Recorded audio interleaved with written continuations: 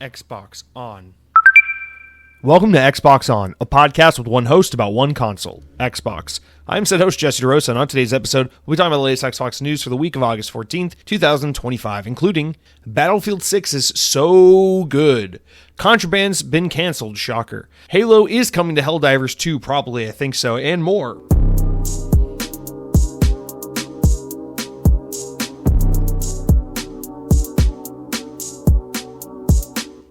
On this day in Xbox history, this week, I always say this day, on this week in Xbox history, in the year 2012, 13 years ago, Darksiders 2 was released for the Xbox 360. Now, this is the one I feel like everyone says is the one to play. This is the Darksiders that people speak most fondly of. So naturally, I've only ever tried Darksiders 1 and 3, but I've only played each of those games for 30 minutes each. So Darksiders is such a weird series. I know they just confirmed that a fourth entry is being made, but this is like a series where I always think this is a series of game I'm gonna love. You know, this is gonna work for me. It's gonna resonate with me. But every time I've tried it, or every time I've thought about giving it a try, I've either fallen out of it, or it hasn't clicked with me, or I just didn't give it a try, or whatever. It's just there's always some weird barrier between me and this series. And I know every entry is pretty different from the last, but still, there's just something about this series overall where I just feel like it's that kind. I don't know. It's just that kind of video game stuff that I like. But for some reason, I just don't get I don't get pulled in and end up falling in love with it. I don't know, whatever it is. But Darksiders 2, I know it's one everyone likes the most. They're like, oh, it's just like a 3D Zelda game, which actually sounds the least appealing to me from what I understand about this series. But nonetheless, I know it's well liked, and it was also available on the Wii U. So shout out to the Wii U, guys. Welcome to the Xbox On podcast. We got to start out with a little. It's not really a correction. It's more like I guess it's a correction. Yeah, it's an elaboration, an addressing of an error I made. All right, let's just get into it. Cronky wrote in and says, on the subject, this is the subject we talked about last week of, was it the EU or the UK where they're like, oh, this new law and kids got to people got to present a photo ID to prove they're age appropriate to be playing certain video games and doing certain things. And Xbox is talking about rolling it out to Xbox where you'd have to show your ID in order to get on Xbox Live and purchase certain mature rated games and play certain games like Grand Theft Auto and what have you. Anyway, we talked about that last week, and Cronky wrote in saying, submitting your driver's license to play a video game online is an insane ask. How does that not impact you in any way? How would that would be like Rockstar storing away more sensitive personal data than they already have.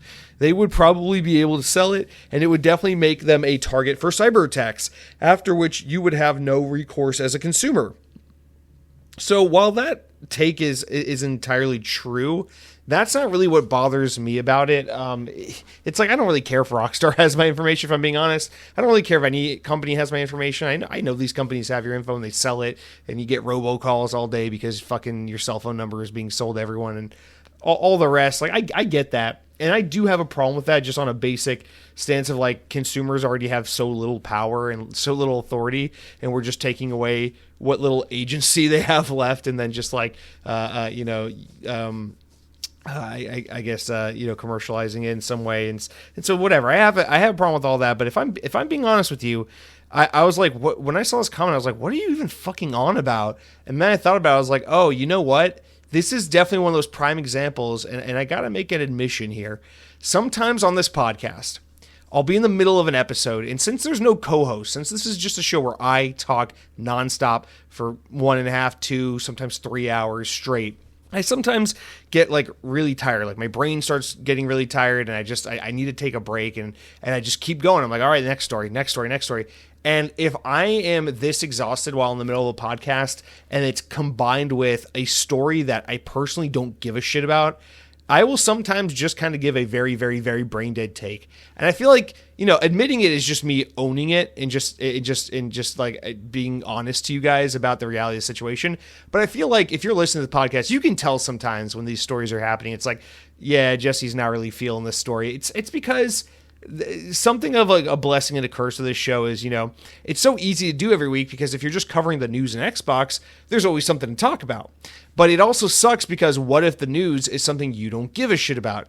And so sometimes you're like, hey, Battlefield 6 is a super awesome game. I'm excited to do the podcast. And sometimes you're like, I don't fucking know, Bobby Kotick is touching little girls and stuff. And you're like, really? That's the Xbox news I have to work with this week? God damn it. You know, and it can kind of be a little bit of a mixed bag. And so if I'm just being honest with you, it's like, is this a story I really care to have a conversation about, especially on my Xbox podcast when I'm just trying to have a decent conversation about Chuck E. Cheese? No, not really. And so I think I gave kind of a brain dead response. But yes, upon further consideration, and you know, now that I'm not like 45 minutes into a podcast, I'm just thinking about it. Yeah, of course, yes, it feels ridiculous to think it's like, in order to protect the children, the adults have to give away all their personal information. That seems like a weird roundabout backwards way of protecting the children. I totally agree. I don't love it. I don't like the idea that it's even if, you know, it's like the whole argument of like, what do you give a shit if the government's spying on you? What do you have to hide? It's like, yeah, but it's a principled matter. Plus, yes, it does make, you know, if any of these organizations or companies were targeted, your personal information could be leaked and sold and things like that. And I get all of that angle of it, but I think it's more just a principled matter of like, you wouldn't hand a stranger sitting across from you your ID and just be like, yeah, here, take a look at that. Here's all this information. Have it, you know? So why would you give it to some greedy fucking corporation that's lobbying your government to actively make your life worse every single day so that they can get tax breaks? You know, it's like, so I get it. From that perspective, I'm like, yeah, fuck this. I don't like the idea of having to give corporations any more information, money, power, control than they already have to have. So I'm with you on that. I do think I am overall against this. And yes, as is the case a lot of times throughout history, when bad people want more power and more control, they hide behind something like religion or protecting the children or something as a means to coerce others into getting what they want. And I think this could be viewed as an example of that, especially, you know, if something like this is carried over into the U.S., where right now we have a government that, you know, it's already kind of common knowledge or common social standard in the United States to not trust your government, but really more than ever, I don't trust my government because this isn't like a hot take or like a one side or the other kind of opinion. This isn't like Democrats versus Republicans, but the honest to God truth is like the United States government is fascist right now. Like I know like it used to be like a crazy thing people said like 8 years ago to like get a rile out of people, but it's like undoubtedly fascist right now. So it's like, I don't really love the idea of more and more of these things, you know, when Microsoft is one of the 3 fucking corporations that owns the goddamn world, and we're just going to be like, yeah, here's some more power. So yeah, I get it. I get the concern. I think it's totally valid to push against this and be outraged about it. And more to the point, I think it just comes down to this. Rather than being like, I do or don't want a company to step in and try to protect the kids, it's more just like, listen, motherfucker, the game is rated M for mature. Don't buy the fucking game for your kid. Parents, little Timmy, the 12-year-old boy, doesn't have access to credit cards, doesn't have a way to get to GameStop. The only way this kid is getting his hands on Grand Theft Auto 6 to see that beautiful big Latina asshole is if you, mom and dad, are giving him the credit card or driving him to GameStop so he can pick up the game. So it's like, let the parents make the decisions, right? Just let there be like my kid can play this game or no, my kid can't play this game. I'll put it this way.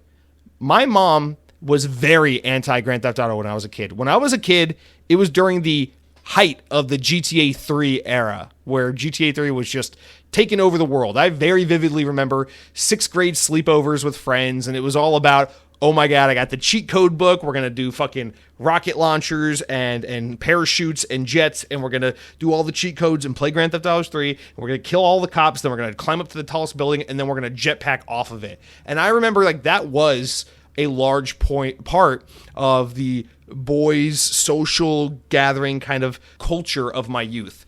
And I like to think me and my peers grew up to be just fine. Sure, none of us can afford houses. Sure, none of us, we'd all be financially ruined if any of us had children. But I don't think playing Grand Theft Auto made me any more or less likely to murder someone. So there you go. Also, when I murder people, I almost never use guns. So I don't see how GTA influenced me in any way possible. Anyway, thank you, Cronky, for that write-in. Yes, I agree. Looking back at how I kind of spoke on this subject matter last week, I made myself look like a stupid bitch. And you know what? I'm okay with that. I think I look like a stupid bitch often enough that I'm not going to be too worried about it. But I do think you made a fair point. And this is where this is something worth addressing because, yeah, fuck the kids. Wait, is that what we were talking about? Anyway, guys, let's move on. Speaking of Speaking of fucking kids, let's talk about the only thing anyone in this goddamn country gives about. Football. That's right, guys. Notable game releases of the week. EA Sports Madden NFL 26 is coming out. There's a guy in a green football uniform jumping over a guy in a white football uniform, which means leprechauns are now higher on the totem pole than white people. So, hey, that's social progress. But yeah, this game is out as of now. There's a free trial available. I don't give a shit. I'm going to be honest with you guys. I have no disrespect to football at all. I've tried, and there have been times where I'm like, watching the Super Bowl. I'm like, oh, this is fun. I'm into it. Or like I do fantasy football with some coworkers every year, and I have a good time with it. But I just gotta be honest. I have no enthusiasm for football at all. I can't, just so deflated. Every time I think about football, my entire mentality just gets so deflated. I don't care. Wake me up, dude. Wake me up when the Tampa Bay Rays stop sucking ass. They blue balled us so hard this year. They were like, June, watch us beat the Yankees, and then by this time we're just like fucking losing to the Angels in Oakland every fucking day. Rest in peace. Anyway, guys, let's talk about something that matters, which is I guess the news. We're already there, huh? Wow. We keep doing the podcast this way because maybe this is just the new format for the podcast. I haven't really thought about it. I just realized I didn't format all this correctly. Oh well. Guys, let's just get into the news. It's how things go these days. I wanted to start off with some I told you so news, which I don't think I really deserve any credit for whatsoever, because this is like the most obvious thing that was going to happen. So, Microsoft has officially stopped development on Contraband. Oh my god, who would have seen this coming?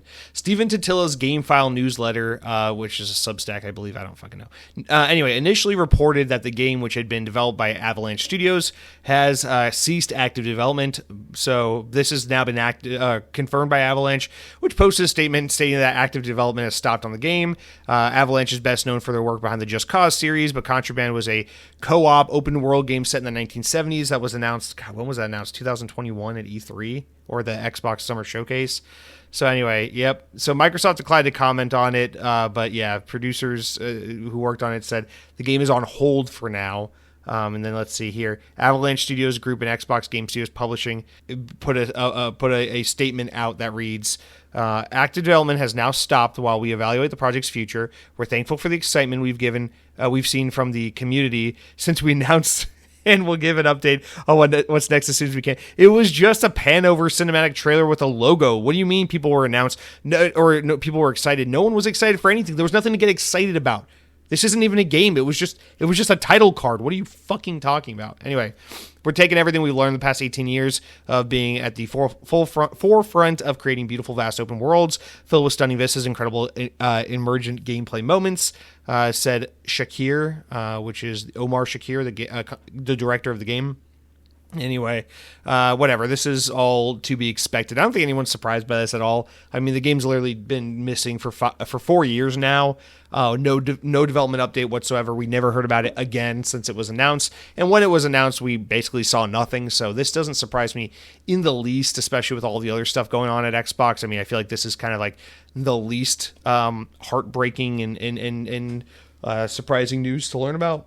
But I think it is good to have confirmation. Now, this is one I kind of treat differently from some of the other cancellations, where I feel like maybe this game just has, the cancellation list just has more to do with the project not coming together and less to do with like kind of the budget and the money being pumped into Xbox right now. If I had to guess, because I think this game was probably going to be a type of game that would be up the alley of what Xbox is trying to go for, which is more service-type games that could draw attention to Game Pass, games that could have people play online and spend money on microtransactions. And I assume this game probably would have been more in line with something like that than, say, I don't know, Hi-Fi Rush. So I think this is probably more just a matter of the game wasn't coming together, so they pulled the plug, than it having to do anything with, like, budget or commitment. It's probably just like, nah, this isn't it. We had an idea, we greenlit it during a time where Phil Spencer and the Xbox team were in charge, and they were very hungry for more content to have exclusively on Xbox, and the game is getting canceled at a time where Phil Spencer and the team have no fucking power over Xbox, and the name of the game is take all your good selling shit, put it on PlayStation, fuck the rest. Hope that Game Pass dies so that we can just become a PlayStation publisher with a dying console. So a lot has changed in 4 years, and I just think this game no longer fits in the current vision of what Xbox is all about. So it was a good excuse to cancel it, as things weren't coming together anyway. So that's kind of how I read this one. And of course, the biggest heartbreak is always how this affects the people putting love and work into it. Although I really do wonder how far along in development this game was. Did anybody ever can we get a leak of what they were making? Because we just don't even know what this game was. It's not like Scalebound where we saw it in action plenty of times and we had a firm idea of what it looked like. This is just vaporware. But that's fine. Cancel it, or as they say, put it on a shelf for now. I'm sure they'll come back to it. They always do, right? Wink, wink. Anyway, there's your Contraband update. I know you're just clutching your pearls in complete disbelief over what you're hearing right now. So there's that. Anyway, let's move on because we do have some good news to chase that bad news with. Let me take a sip of my Prime Blue Chill. All right, the good news here is that the classic first-person shooters Heretic and Hexen have been given remasters for modern platforms. Announced during QuakeCon's welcome stream, id Software's Marty Stratton and Hugo Martin revealed that Heretic plus Hexen will be available today, as of the time this was written, for PlayStation, Xbox, Switch, PS4, Xbox One for $15, bundled both games together. The Xbox and PC versions will be available for Game Pass subscribers. The new releases have been handled by retro specialist Night Dive Studios, which has already released modernized remasters of Doom, Doom 2, Doom 64, Quake, Quake 2, Star Wars Dark Force, and the first 3 Turok games, among many other early polygonal PC games. Originally released in 1994 and 1995, Heretic and its sequel Hexen use a modified version of the Doom engine to offer similar FPS action, but with a dark fantasy theme instead of sci-fi military one. Heretic was one of the first FPS games to allow inventory management and the ability to look up and down, while Hexen introduced hub levels with the ability to choose between 3 characters with their own unique weapons. These new re-releases feature 4K resolution, 120 FPS, and on hardware that supports it, as well as numerous texture enhancements. They also include a remix soundtrack by Andrew Hulshult, who previously worked on Doom Eternal, The Ancient Gods, and Doom 1 and 2 remasters. Other features include in-game support for community-published mods, local split-screen 4 to 8 players depending on platform, and online multiplayer support for up to 16 players. That's nice.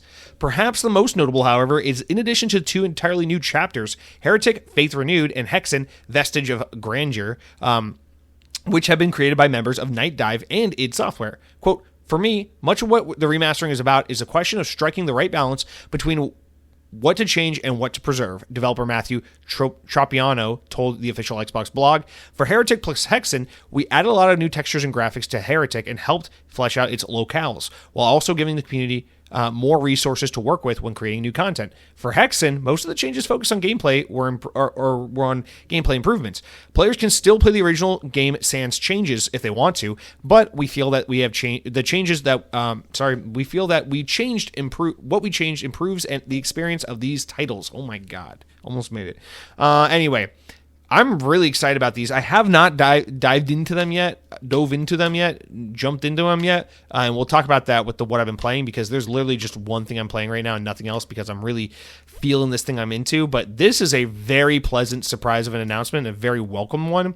Now, of course, we all know, Phil Spencer came out after he bought Activision. He's like, "Here's my Hexen shirt," and everyone's like, "Oh, you own Raven, you own id. Are you guys going to make a new Hexen game?" And Phil Spencer said, "Shit, no, Raven's going to make more bullshit Warzone crap for Call of Duty." And then we got this instead. But hey, I'll take this. Night Dive remastering Heretic and Hexen. It's better than nothing. Now, I never played Heretic, and I'm very excited to give it a try. But I played Hexen, and I didn't really understand the game or enjoy it a whole lot as a kid, but I really, really, really admired the way it looked and felt. My brothers and I had this on the Nintendo 64, and we used to play it a lot, and we definitely didn't get far in it, and we definitely didn't know what the fuck we were doing, but I always really thought this game had a really cool vibe. And just, listen, man, there's something about that old PC FPS shooter, that Doom look and feel, and all the FPSs that were inspired by it or tried to imitate it, where that to me is just that plus skater punk music is like a 90s vibe that I'll forever feel nostalgic for. Anytime I see a dude in baggy shorts do a kickflip, or a guy playing Doom on a Windows 95 PC, I get warm and fuzzy inside in a way that you guys will never understand today. Listen, you're talking about rizzing up a girl at Costco while eating a double chocolate chip cookie or whatever the fuck you call it. You'll never understand what it was like to play Doom 2 on the PC with weird mods that made all the enemies look like penises, because that's a thing that teenage boys used to do back then. It was just a time and place, and I'm nostalgic for all of it, penis mods and all. Anyway, I am very excited to give Heretic a try for the first time, and I'm very excited as an adult and someone who understands how to play games kind of a little bit more than I used to as a child, to go back into Hexen and play that game. I think it'll be a fun combination of just enjoying my boomer shooters while also getting a little nostalgic dose, and also just getting an aesthetic and vibe and sound that I really love so much. So that will be very cool. I'm very much looking forward to hopping into this. I love the remastered unreleased content they got in there, and just all the upgrades and quality of life things. Apparently, people say it's a really good package. I watched the Digital Foundry video on it. I've just seen some takes online. It just seems like people are overall, I mean, for $15 you can't go too wrong, but people seem pretty pleased with this release, and I personally am looking forward to playing it, but nothing will get played by me except for one game until at least next week, and we'll talk about that when we get to the games I'm playing. But as for this remaster, fuck yeah. Do I think that there's any way that this is a bait to see if there's demand for Raven coming back and doing a new Hexen game or something like that? Abso-fucking-lutely not. It doesn't matter if this game sells 5 million copies and gets Phil Spencer, a fucking award-winning pony at the local rodeo farm, whatever, state fair, what is what I'm trying to say. All that matters is that Raven is available to keep working on Call of Duty, because that is the machine, and that is all we will get as I look forward to Black Ops 7 in a few weeks when it's revealed. But anyway, let's continue on, because that was some good news, guys. But don't worry, we're going to follow up with some more good news. You guys like Helldivers? You guys like Halo? You guys like how Halo and Helldivers clearly have a lot of DNA shared between the two? Well, you're going to love this one, because a new trailer for an upcoming Xbox Series S and X version of Helldivers 2 seemingly teased a Halo crossover. The trailer is designed to promote the fact that the PlayStation Studios titles come to Xbox on August 26th. However, the trailer also ends with a shot of Helldivers 2 City in the pouring rain. A single Hellpod lands in the background while a saxophone plays. While this appears to be an arbitrary scene, the saxophone music has been taken from the Halo ODST soundtrack. The implication then is that a Halo crossover is planned for Helldivers 2 to celebrate the game's release on Xbox platforms. Now, this would be fucking awesome. They've done a couple crossovers with Helldivers, with Killzone and things like that before. But, I mean, Halo is just so obviously the crossover to do it. And I believe that they would do this. I mean, listen, Xbox plays nice. They put their games on PlayStation. They got Master Chief running around Fortnite. This is not outside the realm of possibility for them. I mean, will it be weird for Xbox to say, yeah, this PlayStation exclusive second-party game, we're going to put Master Chief in it? Yeah, that would be weird, but would it be no, it'll be the second time Master Chief's been on PlayStation because Fortnite. Anyway, does it seem like an unlikely crossover? Yeah, if this is like 2020 or earlier. But in today's world, this is par for the course. Everything is a crossover all the time. And if you're going to do one, you might as well do one that makes sense. And this is a match made in heaven. I mean, obviously, Helldivers is Halo ODST meets Starship Troopers, and to just kind of combine these things together, I mean, it won't even feel like a crossover. It will just feel like a natural addition to the Helldivers universe, really, at least aesthetically. But I don't know what this could be. Do you think they're bringing a Halo ODST map? Do you think they're just bringing Halo ODST skins for characters or maybe even weapons? I don't know, but the more, the merrier. I welcome this one. I'm going to get back into Helldivers 2 when it comes to Xbox, so I highly, highly encourage and welcome for them to do a Halo ODST crossover event, because I love ODST. I love the music of ODST. I love the setting of ODST. I love the weapons and the characters and the look and feel. And if you can cross it over with something like Helldivers 2, which already looks and feels great, I think we're in for a big old treat. And so I very much welcome that. I know they haven't officially said anything, but I mean, it's the fucking Halo ODST music. It's that beautiful jazzy saxophone music from Marty O'Donnell. So we know what's happening, okay? We got the teaser. It was pretty on the nose, okay? So I very much look forward to hearing more about this. Maybe it's a Gamescom announcement. Who knows? Sony doesn't really do shit for events anymore, so anything's possible, but we'll get something on this soon. My suspicion is that, like, probably in the next week or right around the launch week for Helldivers on Xbox, we'll hear about this. So, either way you slice it, we're talking about, like, 10 to 20 days from now. So this is very cool. This is very, what am I saying? 10 to 15 days. Anyway, very exciting stuff. Bring Halo into Helldivers. What could go wrong, that kind of thing. All right, guys, speaking of what could go wrong, guess who's leaving Blizzard? Rod Ferguson. Ferguson, who previously was a program manager at Microsoft before working at Epic Games to lead Gears of War, moved to Irrational Games 2K Black Tusk Studios before returning to Microsoft to serve as studio head at the Coalition and work on the Gears of War series again. Ferguson then left the Coalition after nearly 5 years to join Blizzard and led the Diablo franchise, but following the sale of Activision Blizzard, he found himself under Microsoft's umbrella for the third time in his career. Now Ferguson has taken to social media to confirm that he's stepping down from his role at Blizzard as Senior VP and Diablo General Manager in search of a new challenge. He says, quote, "When I joined Blizzard 5 years ago, I had two main goals besides getting my sword. One was to revitalize one of my favorite franchises of all time and to leave a meaningful impact on the company I admire, and then the other was get the sword and leave the impact." He says, "And with great pride and gratitude, I can now look back on this period of my career and say not only did I achieve both of those goals, but have the privilege of leading this team alongside some of my favorite people in the world and shipping an amazing experience for our players and help them to grow it as a leader and as a person." The Diablo franchise is almost 30 years old. It's never been stronger and more relevant than it is right now, thanks to the hard work of the many passionate and talented Diablo team members over the 5 years. From the return of the classic D2R, Diablo 2 Resurrected, to the bold leap in mobile with Immortal, to the record-breaking launch of Diablo 4, first expansion Vessel of Hearts, each of these games has a foundation upon which the teams will continue to build the franchise's bright future. I'm extremely grateful for the honor of playing some small part in this extraordinary franchise, and I prepare to leave Blizzard, blah, blah, blah, blah, blah. In an interview with VGC last year, Rod Ferguson joked about how the fate seemingly kept bringing him back to Microsoft, describing it as his third tour. He said, "I told Phil Spencer, look, if you would have just given me $1 billion directly, I would have come back. He didn't have to spend $69 billion to buy Activision," he joked at the time of the acquisition. "Now it's great," he added. "I mean, I love Microsoft. That's why I was there their first two tours of duty, and it was a great opportunity to be part of Xbox Studios and Microsoft Gaming. I've known Phil for 20 years, and I've known Aaron Greenberg and Matt Booty for over 10, so it just feels very comfortable." That's what he said at the time. And now he's exiting again. We talked about this in like 2020 when he left after Gears 5 shipped and he left to go work at Blizzard on Diablo. We were like, oh God, the Gears of War guy is leaving Gears of War. What the hell is going to happen? And what happened to Gears of War? They fucking abandoned the story after the second act of this new trilogy and then went to work on a prequel and took way too long to get anywhere with it. And then he went to Blizzard and then they launched Diablo 4 and then he goes, fuck this, I'm out of here because Xbox came and said, oh, no, you don't. Mike Ibarra, Rod Ferguson, you two can't get away from us. We'll buy every company you work for until you have to work for us for the rest of your careers.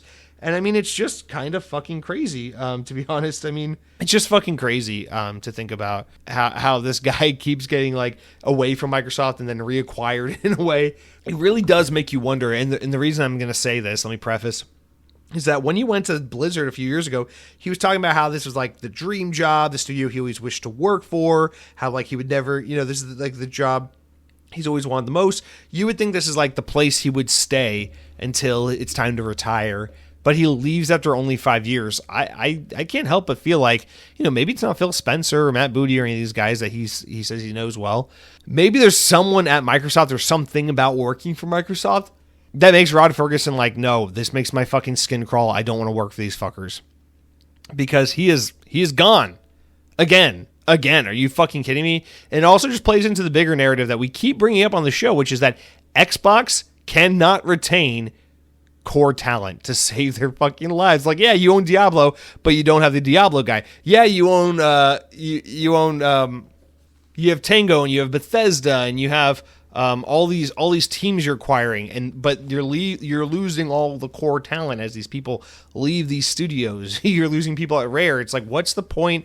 What's the point of you being here to acquire all these big notable teams if you can't retain anyone that makes these teams special? You just have a bunch of hollow brands and lingering IP that are either being mismanaged or abandoned altogether. So it's just like, I just don't understand what's going on here in the world of Xbox and their inability to keep talent. It's just consistently confusing me and really honestly just horrible for their look as a brand. But it's not as if their brand's been looking super good otherwise anyway. So anyway, I just want to throw that out there. Rod Ferguson, out into the wild he goes. He has fuck you money, I'm sure, so it doesn't really matter where he goes, but I do wonder what's next for him. I would be very curious to see where he lands because the guy could probably go just about anywhere he wants, and he was already at his dream job. So where the hell would he go? Would he go from here?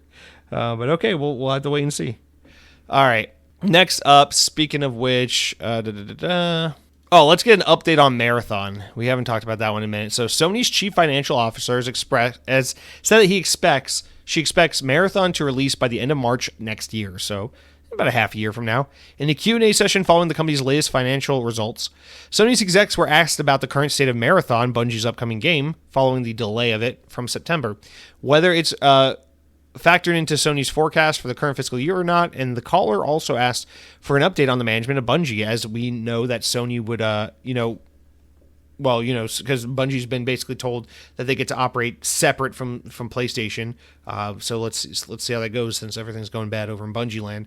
So Sony CFO Lin Tao responded by saying that Marathon is planned to release within the current fiscal year, which ends on March 31st. Quote, first, about Marathon, how we factored in the forecast, we expect the launch to happen within the fiscal year. But having said that, it's not a commitment. No official announcement has been given yet. We're now doing the official modifications and development, and based on the progress in the autumn time frame, we believe we can communicate when we can launch Marathon either from Bungie or PlayStation. So they're saying Bungie or PlayStation should come out in the next 2-3 months and be able to say, hey, this is when the game's coming out officially, and that's kind of what we're waiting on. That's kind of where we are next. So, all right. With regards to Bungie, though, this is where it gets really interesting. Tao reiterates that Sony's decision to take more control over the studio's management, with this eventual aim being to completely integrate Bungie into PlayStation Studios. Interesting. All right. About the governance of Bungie, at the time of the acquisition, we were offering a very independent environment, so that was one way of thinking, Tao explained. However, thereafter, we have gone through structural reform and announced last year, so this independence is getting lighter. And Bungie is shifting into a role which is becoming more of a PlayStation studio, and the integration is proceeding. So in the long term, if you can see this as an ongoing process in the direction for Bungie is to become part of PlayStation Studios.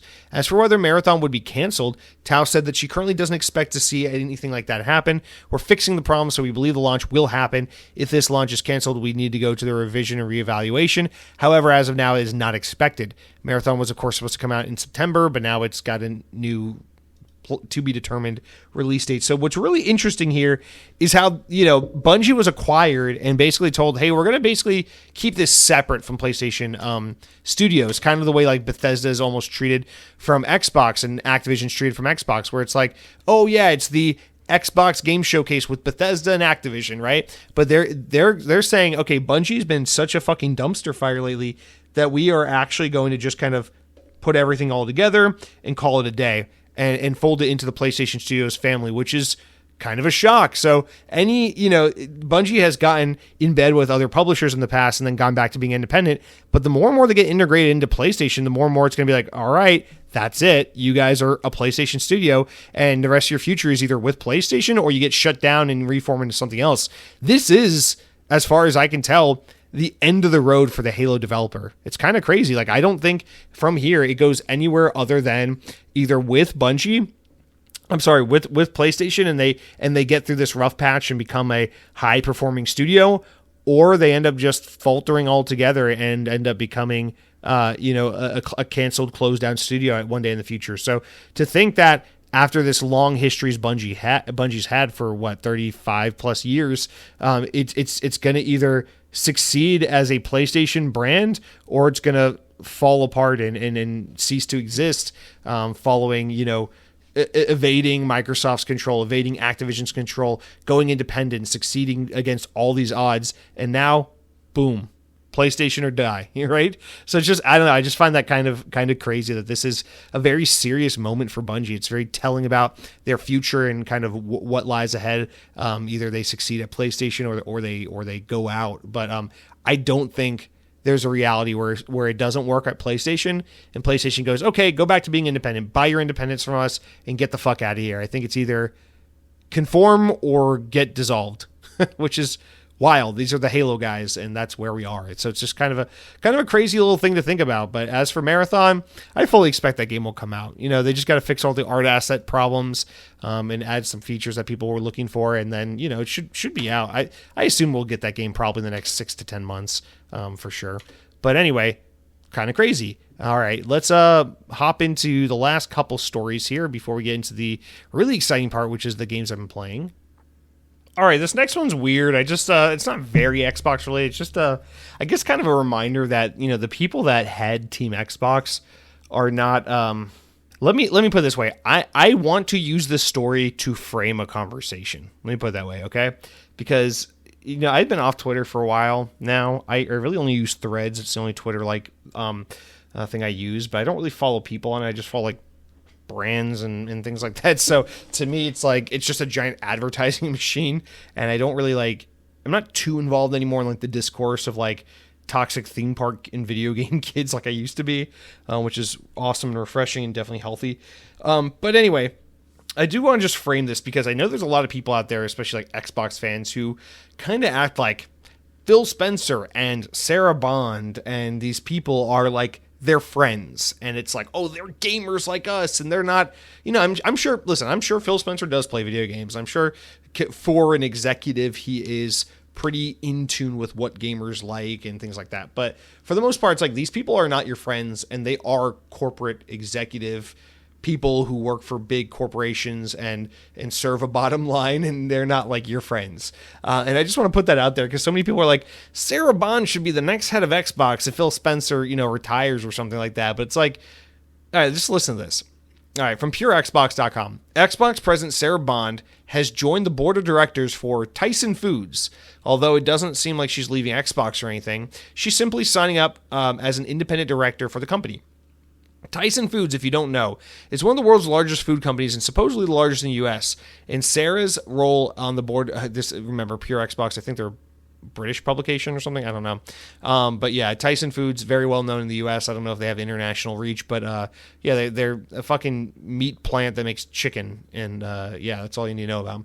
Anyway, world's largest food company is supposedly the largest in the United States. Sarah's role on the board will be to provide her expertise that will help the company to continue to grow and serve customers, team members, and shareholders.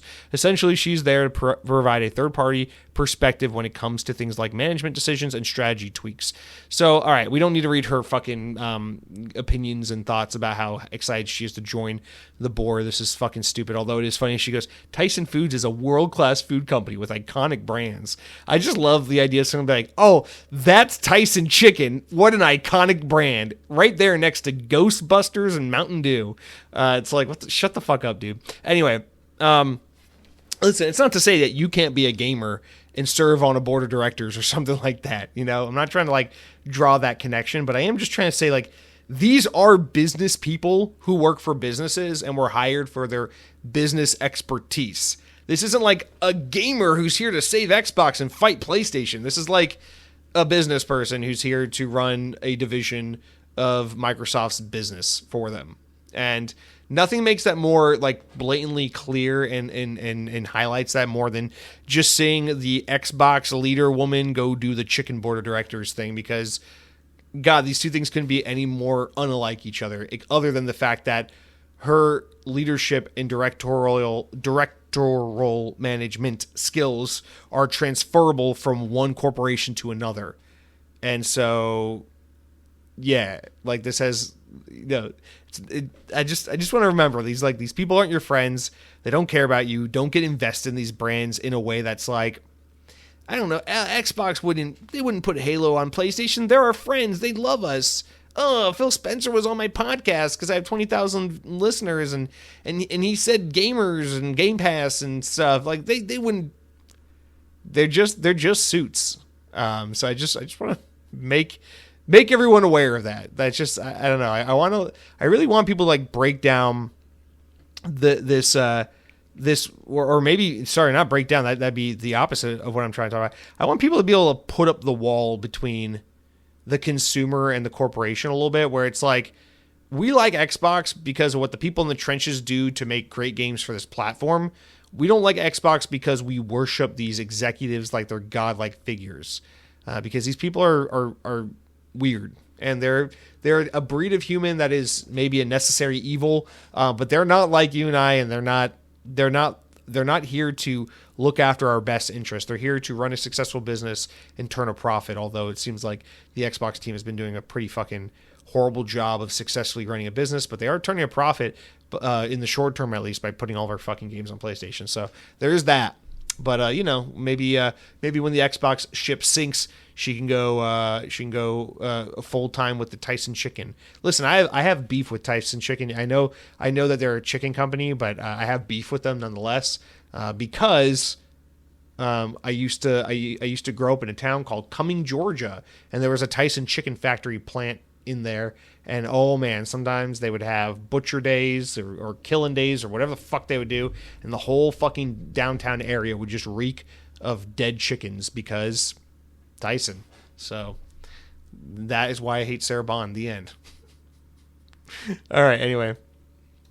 Apparently, what am I trying to say? Remedy isn't super pleased with how FBC Firebreak is selling. Shocker. But they think that there's something that they can build out of the game based on the player base they have initially. So we'll see about that game. I think that game is that game's gonna fold probably in less than a year. But I hope I'm wrong. It just doesn't seem like anyone gives a shit about it. I don't think I'll go back to it. I don't think it's anything I need to play again. Anyway, I did want to just end with this last one because personally it matters to me because I love Tron. But unfortunately, Bithell Games have announced that that the majority of its full-time staff have been rendered redundant, which is a way of saying laying off, after failing to secure a new larger project. A statement on social media, Mike Bithell wrote, "Sad news today. Bithell Games, having been unable to secure a new large-scale project, has reduced its size. This means that 11 jobs are being made redundant, which constitutes the majority of our full-time staff. It became clear to us leading up to the release of our most recent game, which is that Tron game I just played, Tron Catalyst, that we were not immune to the challenges faced by many games. Development teams seeking funding partners in 2024 and 25. We've fortunately been able to communicate these challenges ahead of time and work with affected staff to ease the departure of some of the as much as possible via severance packages." They, of course, best known for Thomas Was Alone. They most recently put out Tron Catalyst, and they put out some other licensed games like John Wick Hex. This is really sad that unfortunately a lot of people are being affected by this financially. I thought Tron Catalyst was just fucking awesome. I'm sure that game did absolutely horribly, and so it's a shame to see that. But it seems like the bigger thing is just that they weren't able to secure either a deal with Disney for a sequel or a deal with someone else for a different kind of game. It just seems like they're kind of in between projects, and right now the staff is suffering as a result. So, of course, always thoughts with the people affected by this, but it just goes to show you what a bad time it is in the games industry. It's just, it seems like this podcast is very negative, but it's like, because there's just not a whole lot of good stuff to talk about right now. Unfortunately, it's just a lot of sad news. But guys, that is going to do it for our news this week. There was some positive stuff, the Helldivers stuff. I'm really excited to talk to you guys about Battlefield. The Hexen stuff was really positive. So, we finally know what's going on with Contraband, so that's good stuff. But let's take a little break here, and then we'll come back, talk about what I've been playing, talk about comments and all the rest. So I'm excited to get into all that with you guys.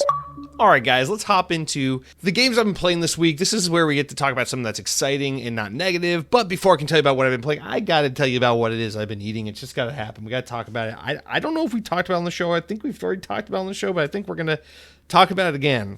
Because it's time someone out there sings the praises of my favorite drink and today's sponsor, Prime. No, guys, we gotta talk about Prime, okay? Because here's the thing, I'm out of touch. I've always been out of touch. I knew Prime was a thing. I knew it was a Logan Paul or a Jake Paul thing, and then there's that British guy that's with them, and I know they're assholes and they're bad people and all the rest. I know the story. It's not about that, okay? South Park did the episode like 2 or 3 years ago making fun of Prime, where all the kids walk around school and they got Prime in their backpacks, and they're all cool because they have Prime, although in the show I think they call it Cred. But, I watched that episode very late, and when I did, I was like, I want to give Prime a try. Fuck it, I want to be cool like the kids in South Park. So I got a bottle of Prime. And to my surprise, I really liked it. I didn't love it, but I was like, oh, it's way better than I thought it'd be. For 20 calories and $2 a bottle, whatever, it's not bad. And then this week, I had the thing where I was like, what I need is a Prime right now. So when I went to the convenience store where I was filling up gas, I picked up a bottle of Prime. And then I picked up another one. And then I picked up another one. And my girlfriend stopped me at some point and said, what the hell is going on? I thought you were just curious the first time, but now you've tried like 4 or 5 different flavors of Prime. What's going on? And I said, I got cred, bitches, because that's what they say in the South Park episode. And now I actually really don't drink Prime. It's like over the course of a year, I've had like 4 bottles of Prime. But what I do is I don't know what the fuck's going on with me. I have a bottle that I like a cup, like a reusable cup that I fill up with water. And for some reason, I've been ignoring that. And what I do is I drink a bottle of Prime and then I fill up with water. And then for like 4 days straight, I'll just drink water out of my empty Prime bottle. Like that kid on South Park that didn't actually have Prime.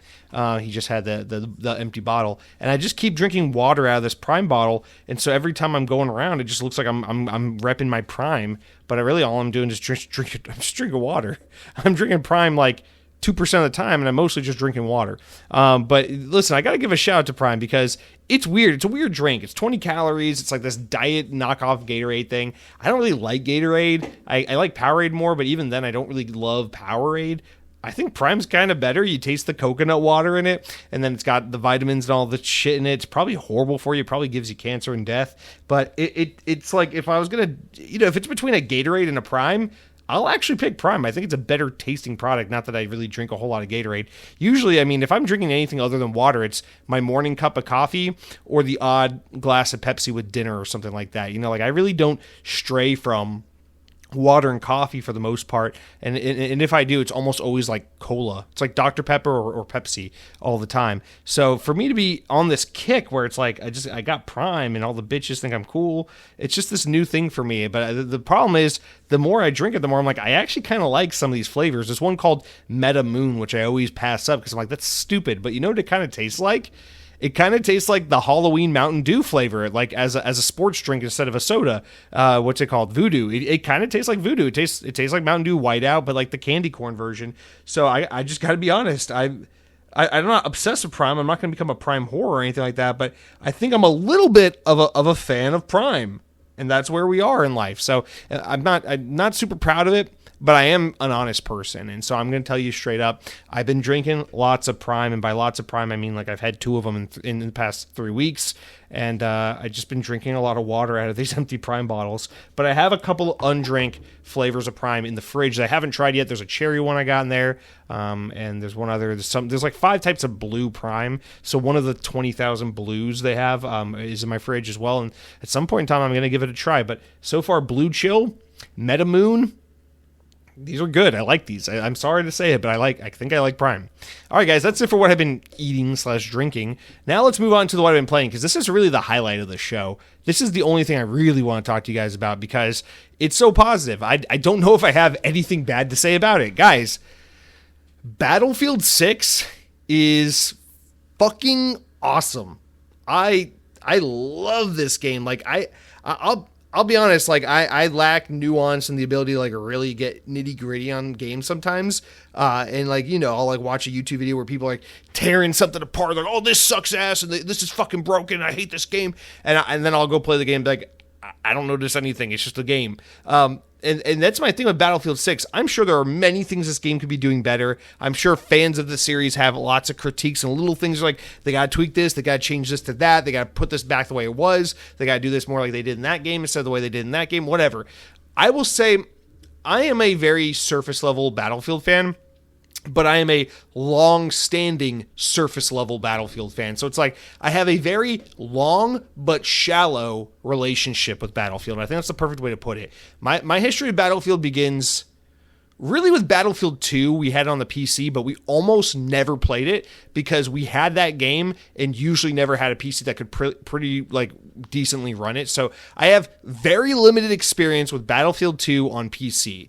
But my experience with Battlefield really begins on the Xbox 360 with Battlefield Bad Company, which is a game that for no reason whatsoever other than it just resonating with me, really spoke to me at the time it came out. And I got that game and I adore that game. I still think to this day it's the best campaign in a Battlefield game. I love Battlefield Bad Company 1. I really enjoyed the multiplayer a lot. Then Battlefield 1943 came out for Xbox Live Arcade. I adored that game. That's probably my favorite Battlefield game from a multiplayer perspective.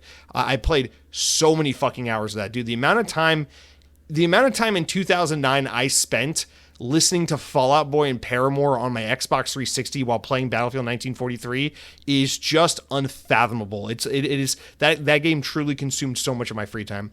And then Battlefield Bad Company 2 came out, and I remember that was like a monumental moment. That was like one of those top 15 games of the Xbox 360 era where like when it came out, the earth was like shattering for me. I remember it was like the first game I bought after I got my first ever job. I was bagging groceries at Publix in freshman year of high school, and Battlefield Bad Company 2 came out, and I was like, holy shit, for the first time in my life, a new game came out that I want to play, and I have the money to go buy it. And I remember me and my buddies were like so hyped on it, and some of my coworkers were talking about how excited they were for it. And dude, the hype around Bad Company 2, oh man. The reality of Bad Company 2, maybe this is a hot take, Bad Company 2 is way inferior to the first Bad Company game when it comes to the campaign. I think the first game has a significantly better campaign, but the multiplayer, there's a lot I liked about Bad Company 1's multiplayer that I miss in Bad Company 2, but overall, Battlefield Bad Company 2 multiplayer, game's pretty fucking, as the kids would say, goated. That game is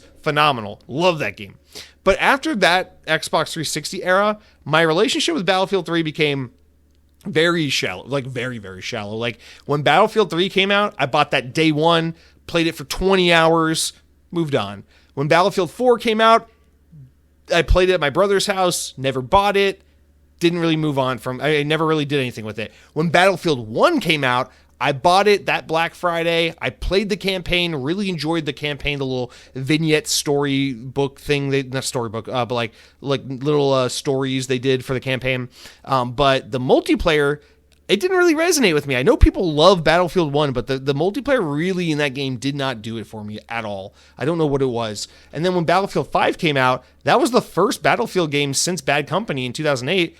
I just straight up skipped it. I didn't even play Battlefield 5. I've still to this day never played Battlefield 5. And I know people are mostly down on that game, but I understand there's like a retroactive resurgence of respect for it. Anyway, and then lastly, most recently was Battlefield 2042. Now, I never bought 2042. I played the 10 free hours of it you get from being an EA Play subscriber. And I played the beta for it before it came out pretty extensively. That was back when we were doing streams for Xbox On. And I streamed it on Twitch, and I played it extensively at launch. And I remember my response to Battlefield 2042 is, this game is not nearly as bad as people are making it out to be, but it's like really not like really doing it for me. Like, it's good, it's not great, and whatever. I played, I don't know, maybe 15 hours of it and moved on. Well, the last 2 weeks in anticipation of Battlefield 6, because this game looks really good to me, I've been playing Battlefield 2042, and really, like, now that the game's like very mature and past its life cycle, I can acknowledge Battlefield 2042, not the best game, but it is a very solid entry in the series. Not the best game by any means. Oh, I forgot Battlefield Hardline. I played that like 2 years ago for the first time. I played it way after it came out. That game is also criminally underrated. Very cool campaign. Multiplayer, not bad at all. So shout out to Battlefield Hardline. Very underrated game. But for the most part, I think, you know, the Battlefield games I spent the most amount of time with, like Bad Company 2 and 1943 and stuff, maybe I put, I don't know, 100 hours into them. But the majority of Battlefields, like Battlefield 1, 3, 4, this kind of stuff, 10 hours into these games maybe, right? So my experience with Battlefield is kind of all over the place. I've played most of them, but I've never been like a crazy Battlefield person. I've definitely, in the age-old, tired, boring tradition of comparing Call of Duty to Battlefield, which is like comparing Chinese takeout to pizza, I have always been more of a Call of Duty guy, no doubt about it. But I've always loved and respected Battlefield, with that. It's not that I like one and hate the other. It's that I like them both. I just like one more than the other. But I must say, with all of that unnecessary backstory in the can, I gotta tell you, Battlefield 6, holy fucking shit. This game, I don't know what it is, but it does it for me. Everything about this game works for me 100%. I adore this game.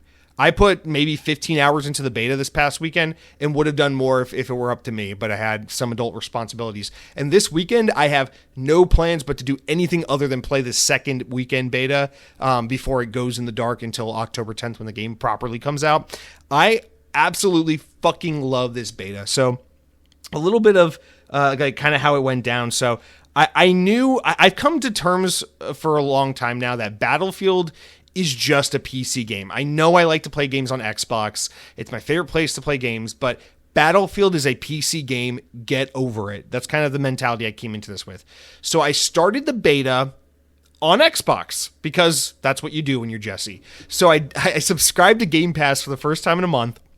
I played Battlefield 6 beta for 2 or 3 multiplayer matches, and then I unsubscribed to Game Pass. Microsoft refunded me my $20 for Game Pass, and then I went to my PC and played Battlefield 6 beta for 15 hours for the rest of the weekend.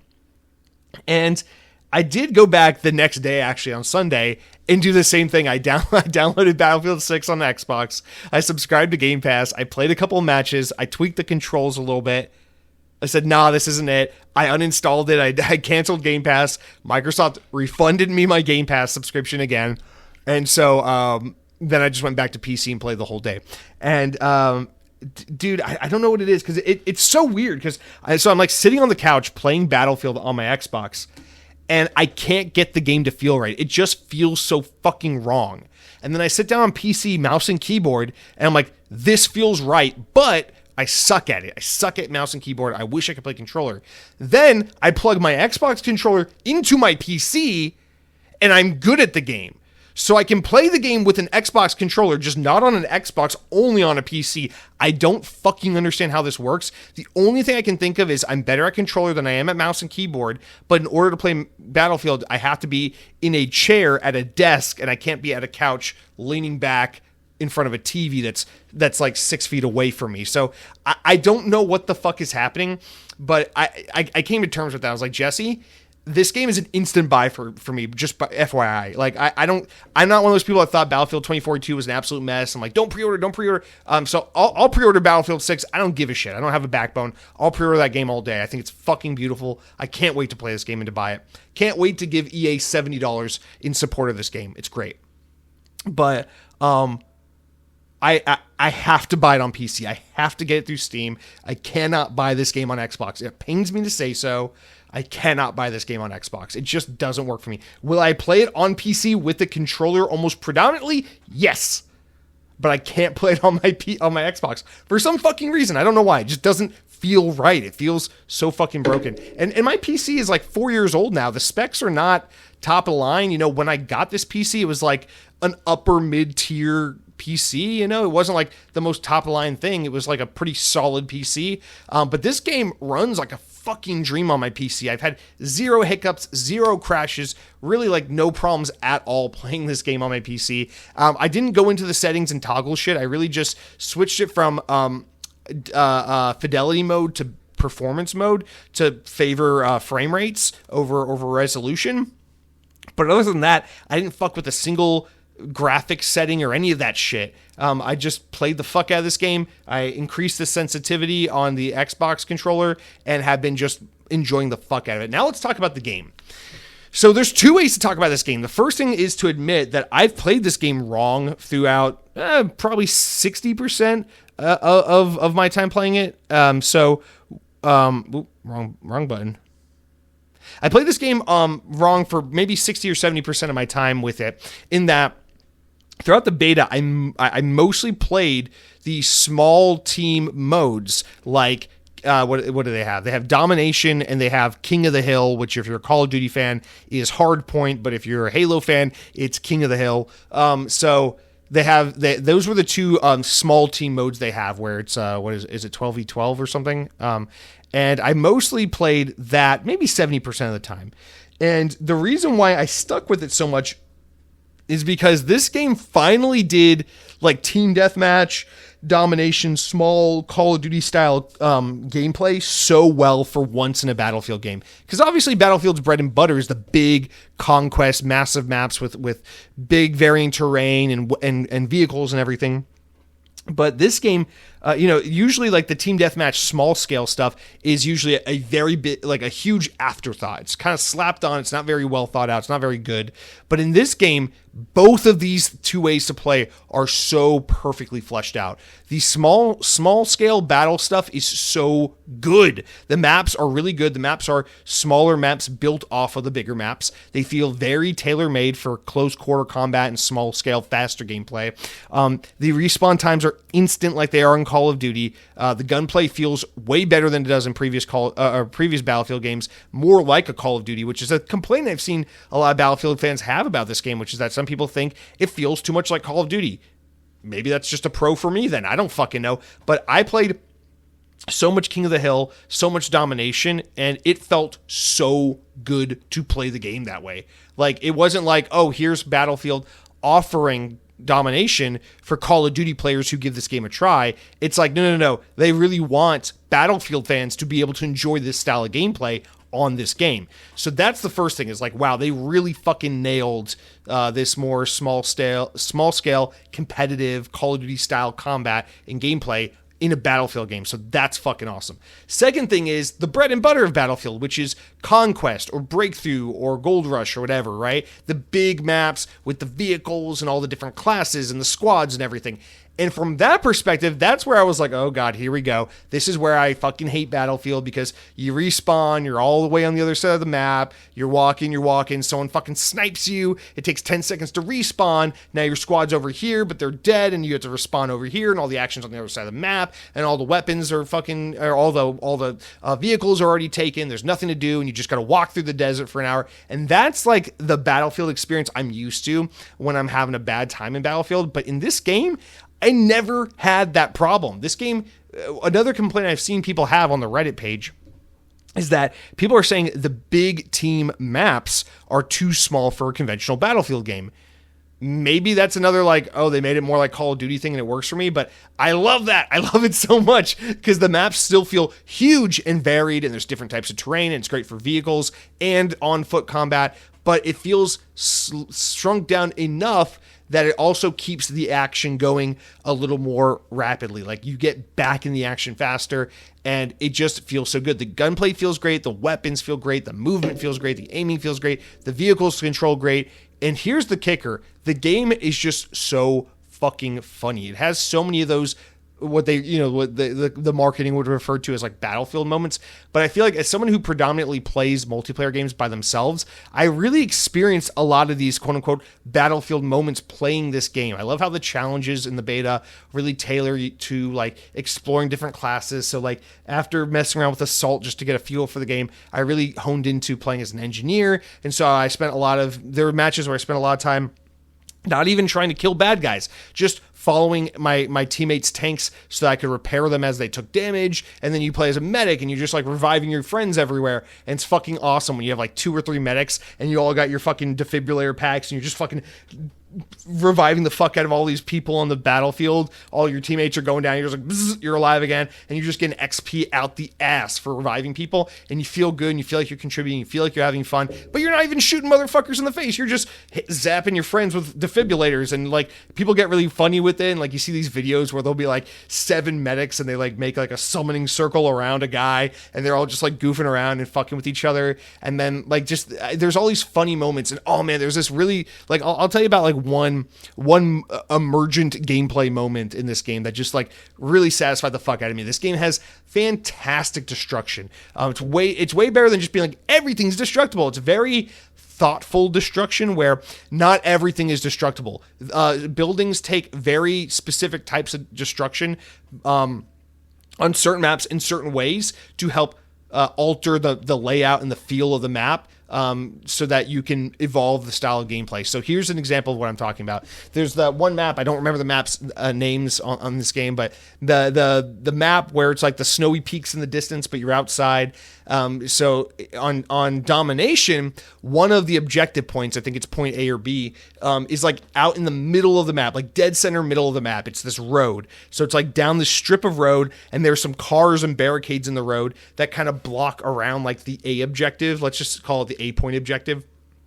And so I keep running out in this one match to the A objective. I'm trying to capture it. I'm running out there. I'm dolphin diving behind this barricade to try and protect myself on my left side. But then I keep getting fucking sniped from above. Every time I run up there, I see this giant glint. There's 3 snipers on this fucking roof above me, and they keep just fucking taking me out. So what I do is I'm playing as the Assault class, which has this little like noob tube launcher fucking thing as like your special weapon. And so after like 3 times of just getting knocked out by these snipers again and again and again, and every time I'm like, oh, let me throw a grenade at them. I was like, wait a minute, this isn't Call of Duty.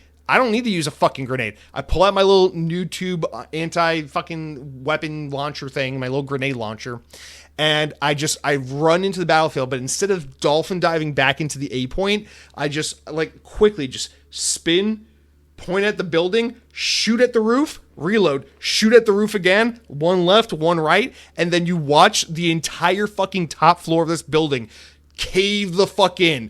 And it was the most satisfying moment. I got not one, not two, but three of these sniping motherfuckers. I just watch them all fall down as the roof and top floor of this building crumble, and they all die at the same time. And then I capture the A point. I'm like, holy fucking shit, that was such a great moment. It was like that's like a great win in Call of Duty, except I didn't have to fucking call in an airstrike. I did that all myself. I had the equipment. I took down that fucking building. And now for the rest of the match, no one was sniping from that building because the roof was fucking missing. The top floor was missing. The building was almost leveled. Everything was ground floor at that point. There was no way to snipe from up there. So now it became way more of a map attuned for players like me who want to play with assault rifles and SMGs and shotguns. And snipers had to go suck a dick and cry back home to daddy because there's no more roof to hang out on. And that's the kind of shit where I was just like, that's a fucking Battlefield moment. That's the kind of stuff that only happens in this game.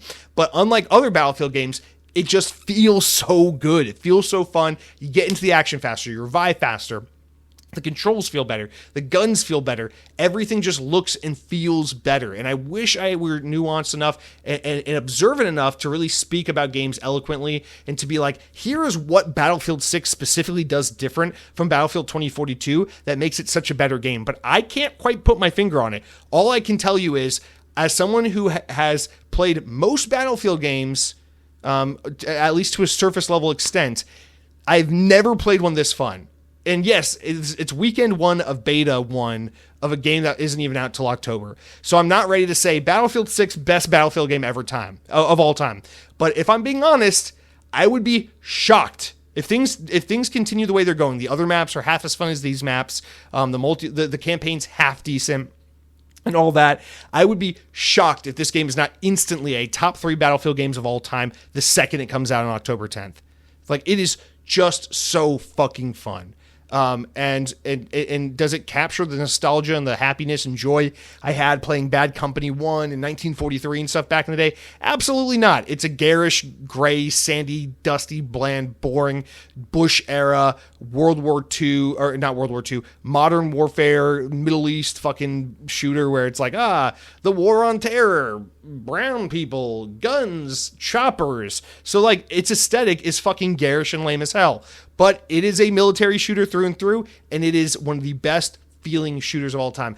I don't know how much Vince Zampella being at the helm of Battlefield Studios now has to do with any of this. I mean, he is the godfather of Modern Warfare 1 and 2 from back in the day, from 07 and 09. I don't know how much his involvement really has any impact on this, but I will say this feels like Battlefield's big moment. Like, this is the moment where Battlefield can go from being a very successful multi-million-dollar seller to a game that really blows up to that next tier. Do I think this game is going to outsell Call of Duty overnight? No. Call of Duty's unstoppable. It's this thing all unto its own. There's nothing you can do with it. It is what it is. There's nothing competes with Call of Duty. It's like iPhone. It doesn't matter how many times your Samsung phone folds in half. iPhone's going to be iPhone no matter what. That's the thing about Call of Duty. There's no competing with it. But does Battlefield have the opportunity to get to that next level from where it was previously on the back of this game? I really fucking think so. It is so good. I mean, it had crazy concurrent player numbers. They broke 500,000 concurrents on Steam during the weekend. Player numbers held strong. It seems like generally the feedback is very strong, very, very good reception on this game. And man, all I can think about this whole fucking weekend or week at work, all I can think about is it Thursday yet? Can I go fucking play Battlefield? And I'm so bummed out because on Thursday, the day this podcast goes live, I have an all-day work meeting, and then afterwards, we're going to Universal as like a group outing at work. We're going to go to the new Epic Universe theme park. And normally I'd be like, holy shit, my job's taking me to go to Nintendo World. And I'd be like, fuck yeah, I had the best job ever. But honestly, when it's the same day as the Battlefield 6 beta, I go, Super Mario, why don't you stick a fucking pipe up your asshole so I can go shoot people on Battlefield 6? Because that's all I want to do. So now I'm living for Friday afternoon when I can come back home and play some Battlefield 6 beta. Because I gotta be honest with you, the last time I was this into a shooter was in 2022 when Modern Warfare 2, the reboot Modern Warfare 2 came out, which I know a lot of people didn't like that game, but I absolutely adored that game. and now this is the first time really since then I've been this into a shooter, and I suspect that this game could be even better than that once I really get some time to sit with it. So I don't know, man. It's just Black Ops 6 kind of disappointed me last year. It's like on paper it was everything I asked for, but in actuality that game just didn't really sing to me the way I wanted to. So I've been a little down on my first person shooters. I haven't had a online FPS military game to really sink my teeth into, and I feel like Battlefield 6, oh boy, dude, if Black Ops 7 is a huge win in a few months, I don't know what the fuck I'm going to do between Black Ops 7, which is a sequel to Black Ops 2, my favorite Black Ops game, kind of. If we got that going and it's popping off and it's great, and you got Battlefield 6, oh my God. I don't even know what I'm going to do. I'm going to be so overwhelmed with how much good shit there is. So, God damn it, man. Yeah, just really, really excited. I really love Battlefield 6. We'll talk about it obviously more next weekend because that's obviously what I'm going to be doing.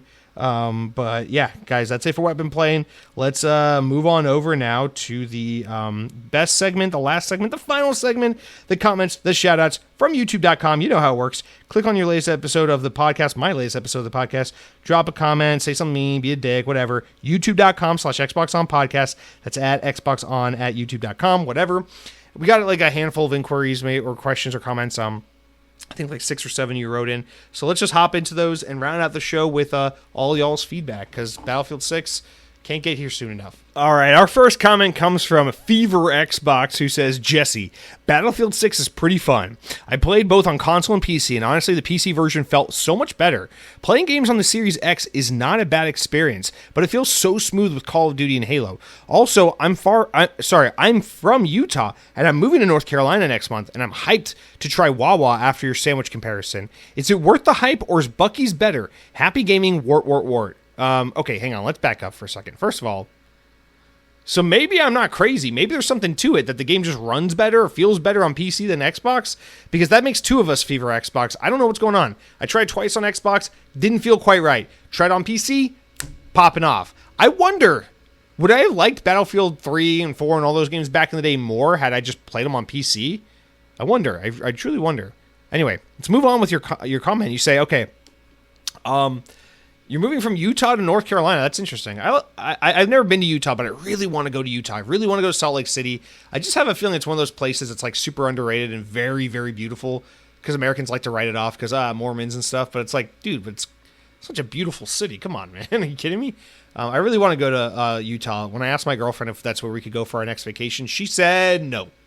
So we're going to Boston instead. But anyway, North Carolina is awesome, man. I used to live there a long time ago when I was a child, but I've been there many times. I love North Carolina. I lived in the Charlotte area when I was a youth, and it's a good place. It's honestly, I tell my girlfriend, it's like, if we got to go back home one day, go back to the Georgia area, I feel like we should really consider North Carolina. That's somewhere I feel like I could live and be very happy back in North Carolina. It's a good place. Anyway, hope you love it there, but that's not really what you're talking about. What you're really talking about is how you're hyped to try Wawa after my sandwich comparison, and you ask, is it worth the hype or is Buc-ee's better? Okay, let's back up for a second. First thing I gotta say is, I don't think Wawa is in North Carolina. Let me look that up, man, because Wawa is like oh my God, YouTube is recommending the Wise Kids You Know Hot Dog Timmy skit. That is that's still to this day one of the funniest things I've ever watched. How many hot dogs did you eat, Timmy? Oh, first I wake up, and then I have breakfast. Whoa, let's back up. Breakfast? Oh, yeah, a hot dog. All right, at Wawa in North Carolina. Sorry, I love that skit. All right, Wawa has officially entered North Carolina with plans to open multiple locations across the state, starting with the first store in Kill Devil Hills. Okay. Yeah, May 16, 2024, first store. All right, I did not know that Wawa had made its way into North Carolina. This is really fucking cool. Because we sure as hell didn't have Wawa in Georgia. Is Wawa coming to Georgia then? Because now things are... Wawa is expanding into Georgia with plans to open multiple stores throughout 2025. What is happening? Oh my God. Oh, well, it's like South Georgia. That's fake Georgia. That's not real Georgia, you assholes. Anyway, who gives a shit? Why was I bringing all this up? Brunswick's getting a Wawa. Yeah, Wawa is fantastic. But here's the thing we got to talk about. You ask is it better than Buc-ee's? But the truth of the matter is, Wawa and Buc-ee's, that is such an apples to oranges comparison. I mean, if you're going to compare Wawa to something, really, technically, its competitor is Sheetz. If you're like in the Pennsylvania area, it's like Sheetz versus Wawa. But I've never been to Sheetz. I've never been to Pennsylvania, so I can't speak to that one. But if you're in the South and you have Wawa, technically your closest competitor would be like Racetrack or Speedway or something like it. Like that's kind of your Wawa alternative. And if you're comparing Wawa to those kinds of gas stations, oh yeah, Wawa is better, no doubt about it. Those sandwiches are awesome. And let me be clear, because you're going to be moving to North Carolina, so you're going to have Publix where you're going. Publix has the best sandwiches. You go to the Publix deli and you get a sandwich there. That's way better than a Wawa hoagie. What makes Wawa so good is that for the price and for the convenience factor, it's very, very good. But if time is not an issue and money is not an issue, yeah, there are better sandwiches to have. I mean, Publix makes a better sub. Fuck, I'd rather go to Jersey Mike's or Firehouse or something. But again, for being able to get a fresh made sub at a gas station, Wawa is incredible. So I think that context really matters. Definitely don't sleep on Wawa when you get to North Carolina, and if you're near one, definitely give it a try. I don't think you'll be disappointed, but don't expect the best sandwich you've ever had. Just expect a very good, very cheap sandwich from a gas station, and that in and of itself is the novelty of Wawa. But with that being said, the other part of this equation is Buc-ee's. You mentioned Buc-ee's. These two things cannot be compared. Short and simple, Buc-ee's is way better than Wawa, no contest whatsoever. But again, we're really talking about like Ma and Pa's local general store compared to Super Target or Walmart. Like these are not the same thing. I mean, dude, fucking Buc-ee's is like, it's not an exaggeration when people say it is the Walmart of gas stations. It is huge. The number of pumps, the number of parking spaces, the square footage of that store, the fact that there's a gas station that not only has like 1 million toilets, but they're all clean. Like Buc-ee's is on another level. And the thing about Buc-ee's is, I don't know if I've ever eaten any food from Buc-ee's that isn't good. And here's like how extensive it is. I've had desserts at Buc-ee's. I've had beef jerky at Buc-ee's. I've had their candy. I've had beaver nuggets. I've had brisket sandwiches. I've had breakfast tacos. I've had chicken sandwiches. I've had egg salad. I've had such a key lime pie. I've had such a long range. I've had breakfast pastries. I've had sodas. I've had so many one-of-a-kind unique items at Buc-ee's. And they all range from fantastic to rock solid. Like they are pretty fucking great. Buc-ee's is on another level. It will be stressful there. Don't get me wrong. They're always busy and they're always stressful to navigate, but everything is good at Buc-ee's. And their pricing is, I would say the prices at Buc-ee's, they're not expensive at all, but they're not cheap either. It's like everything there is like very fairly priced. It's very like what you would expect things to cost. So not a bad deal by any means, but also not like a cheap deal. Buc-ee's is phenomenal. I highly, highly recommend it. These places are not comparable at all. If for some reason you put a gun to my head and said compare the food at Buc-ee's to the food at Wawa, Buc-ee's beats Wawa every fucking time.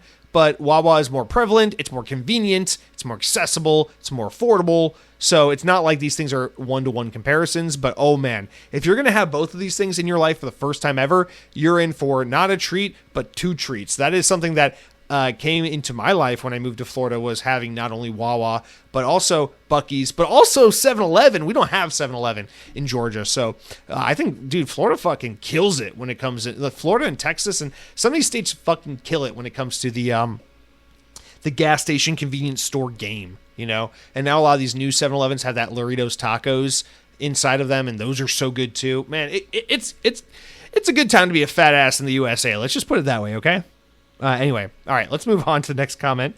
Man after my own heart here.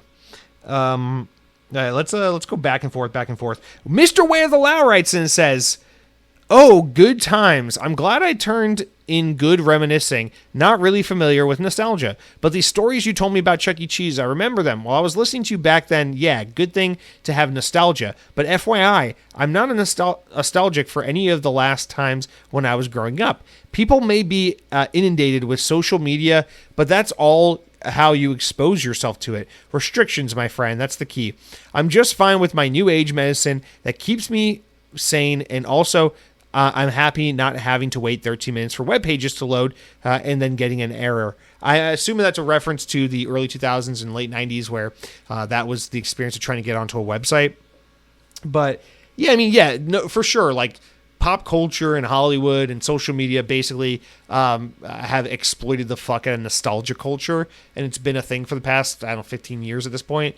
And that's fine, but I think also just the world's kind of in an objectively shitty place, and it's comforting to people to fall back on things they miss and times that felt safer and more predictable and safer than what we're going through now. And I think that is another part of the huge nostalgia resurgence and why it's so popular. So, I mean, yeah, social media is baiting us constantly to think that everything was better 20 years ago. But at the same time, everything was better 20 years ago. Although we did have a terrorist fucking government that was trying to pick on innocent people in the Middle East so that we could attack them for cheap oil because our government is fucking abhorrent. But still, aside from the fact that government has always been fucked, at least in my lifetime, I don't know, man.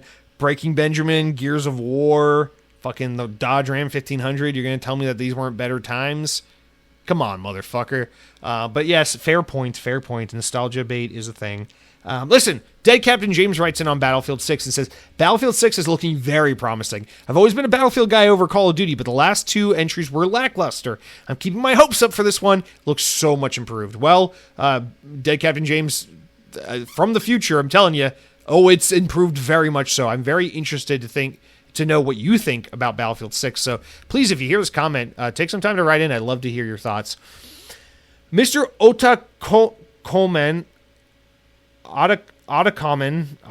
who gives a shit? 0056 says, I'm from Auburndale. I know the exact Chuck E. Cheese by the mall. So the Chuck E. Cheese that Jay wrote in about last week, you know which Chuck E. Cheese he's talking about. Now, I assume when you say Auburndale, you're talking about Auburndale in Australia, not Auburndale in Florida because... Oh, no. Oh, you're talking about Auburndale. Oh, you're talking about Auburndale, Florida. So you're near Lakeland, and you know which Chuck E. Cheese I'm talking about by the Lakeland Mall that looks abandoned but always has a crowd. Yes. Okay. So, look, a local, a native, a man from our time period.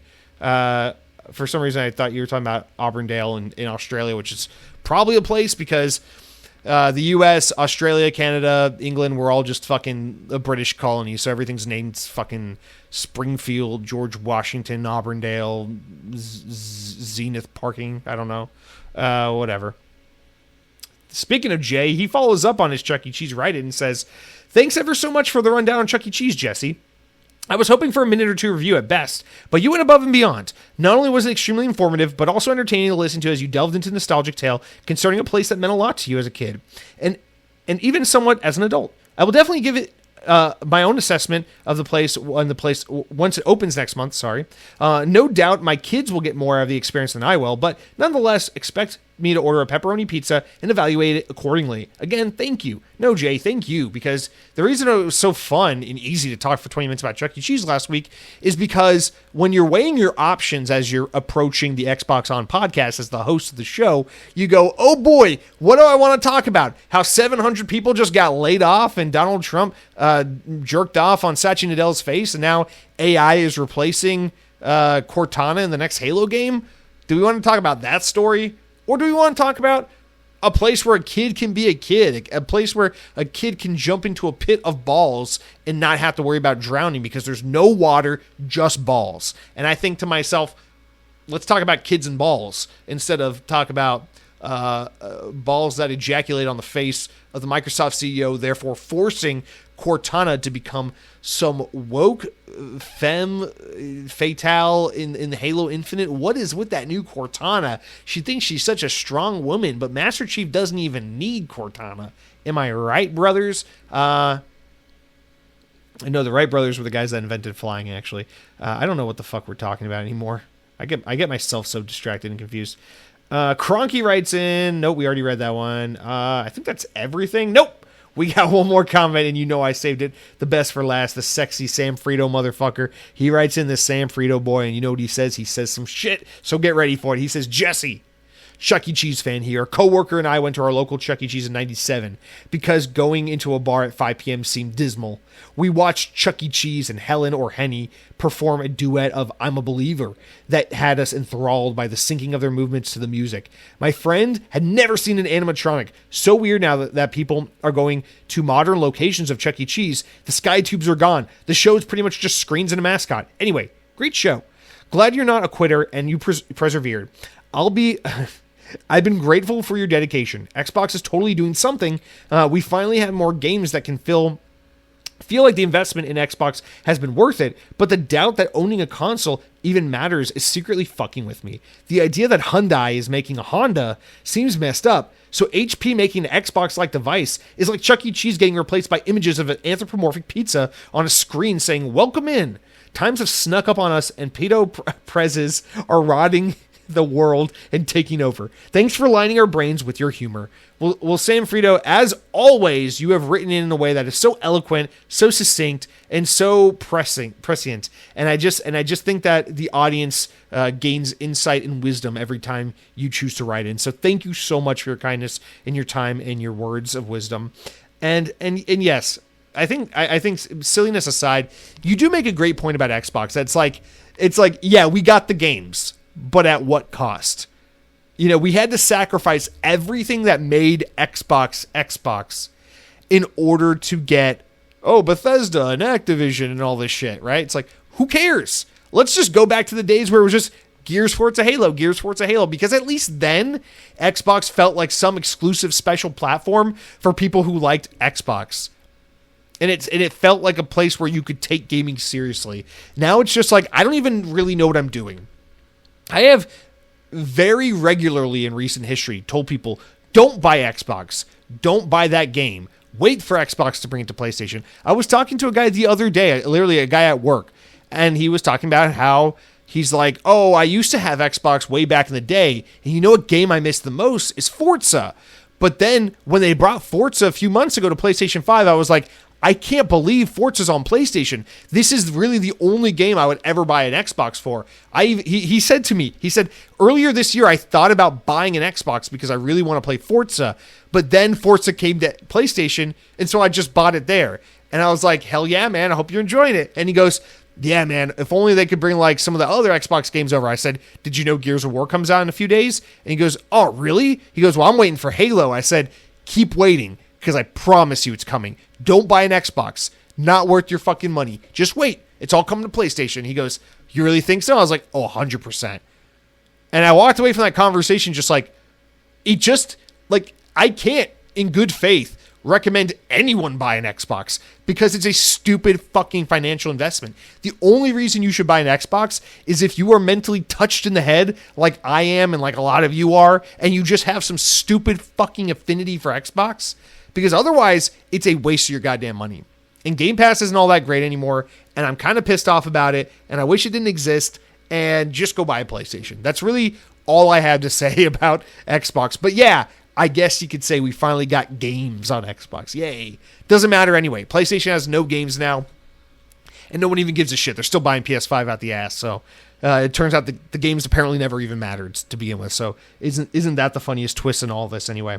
But guys, unfortunately, on a sour note, that is it for the podcast. Now, to try and make things a little more positive as we end it, I do want to just remind you guys, Battlefield 6. The day this podcast goes live is Thursday. The open beta is here on Thursday, the 14th, until Sunday, the 17th. So go play Battlefield 6. Don't be a fucking idiot. If you miss it, then you're dumb, and I hate you, and go play Battlefield 6. But that's it for the podcast. Have a great week, and we'll see you next time. Power your dreams.